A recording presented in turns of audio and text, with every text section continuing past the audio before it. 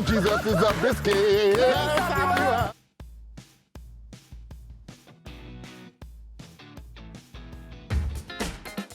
Number 10. Tia Kofi assesses her look. The Queen's runway commentary is a highlight of any Drag Race episode. While most of the contestants use the opportunity to talk themselves up, UK drag queen Tia Kofi was less than enthusiastic about her own design. It looks cheap, and I don't want you to look cheap. Okay. Unless it's intentional, and I don't think that's intentional. Right. Tia's hilariously straightforward self-critique of this outfit, quote, made of materials that is on her body, became an instant classic. But not even her snake arms could distract the judges from noticing just how subpar the look was. Now, Jordan, Tia is basically a sample size. Oh, well, you can't really tell here. You've got the frame, so it's like, don't hide it, just embrace it. Regardless, Tia maintained a positive attitude about it, cracking up the judging panel with her banter. What do you think I'm gonna say? I think you're gonna say it's stunning and you should have been in the top. Even the notoriously critical Michelle Visage couldn't help but laugh at the Queen's complete commitment to the bit. Number 9. Roxy's sequins gown. What is it about drag queens being wrong that's just so funny? Over the years, RuPaul's Drag Race has been a veritable mishmash of malapropisms. Most notably, Alyssa Edwards' take on post-mortem rigidity. Rigor Morris, girl. It was rigor Morris, girl. Who's Morris? But few are as memorable as the one that brought the recording of the timeless drag anthem Can I Get an Amen to an absolute halt. Fans can never forget when Season 5 queen Roxy Andrews made it clear that a sequin dress is actually called a sequins dress. When life is bringing you down, put on a shiny sequins gown. Why? Because it has more than one sequin. Duh. Is it wrong English? Look, we stan a grammar queen, but yes, Roxy, sequins dress is indeed wrong English. Number 8. Latrice makes peace. Season 4 fan favorite and Miss Congeniality winner Latrice Royale was quick to laugh. Latrice! But she somehow always managed to be poised when she threw major shade. Her insightful and sometimes biting commentary on her fellow queen's behavior was funny and accurate. The level of unprofessionalism, far too much. Nowhere was that clearer than in this episode 9 challenge, which had the queens face off in a mock presidential debate.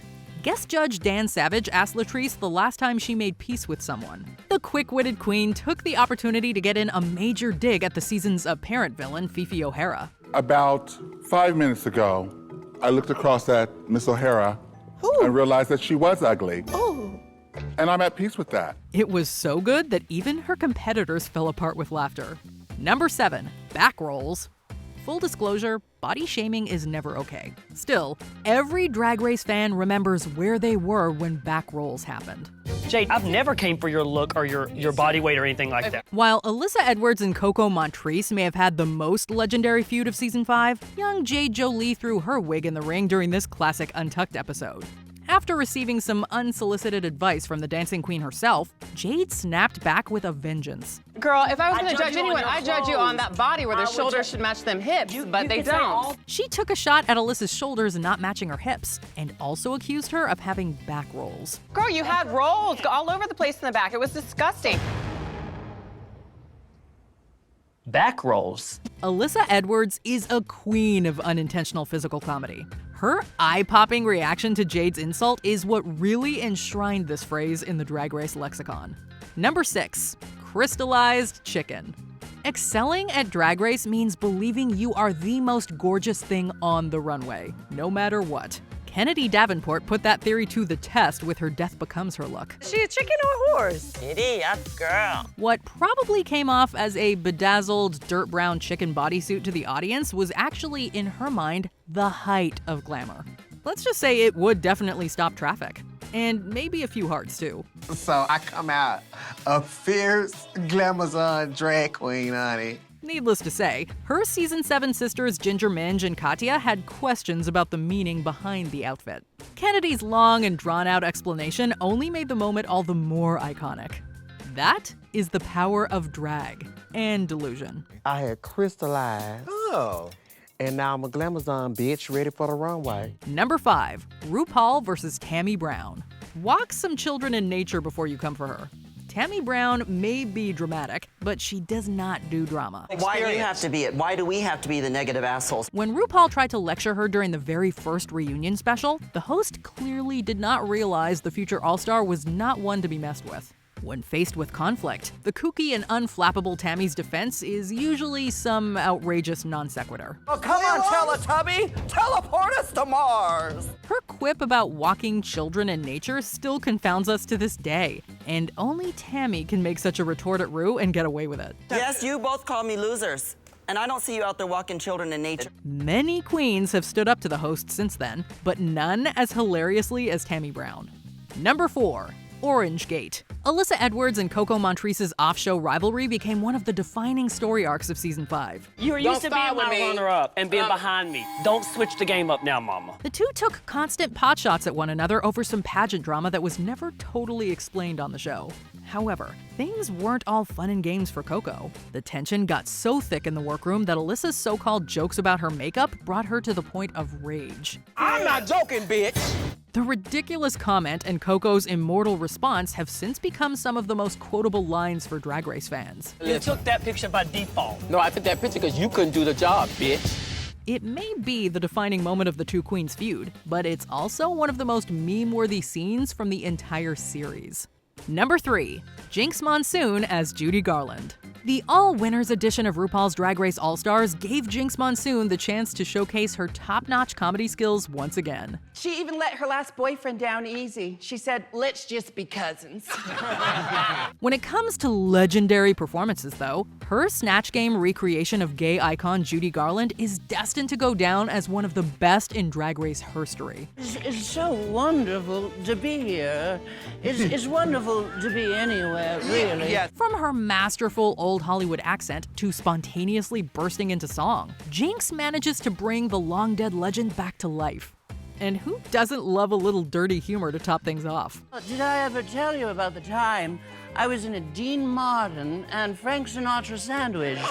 Ru, the judges, and even her fellow competitors could not deny how hilarious Jinx's impersonation was.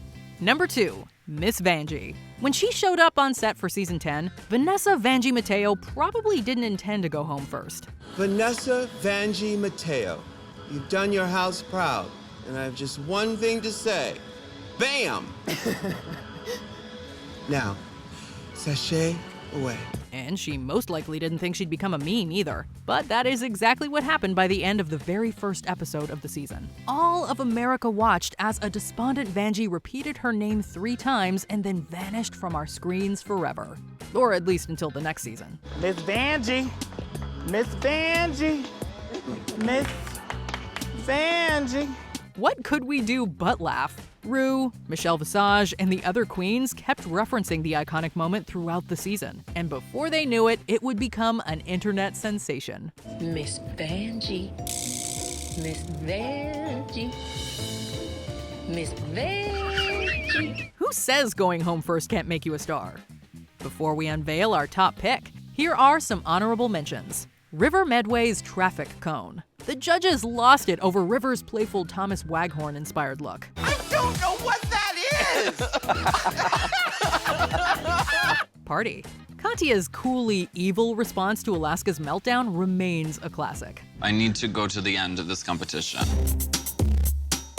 I need to.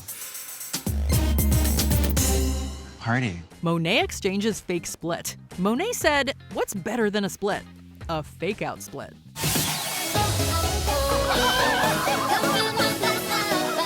Gigi Good as Maria the Robot. Gigi shocked everyone with her hilarious performance as Maria the Robot. Hi, Maria.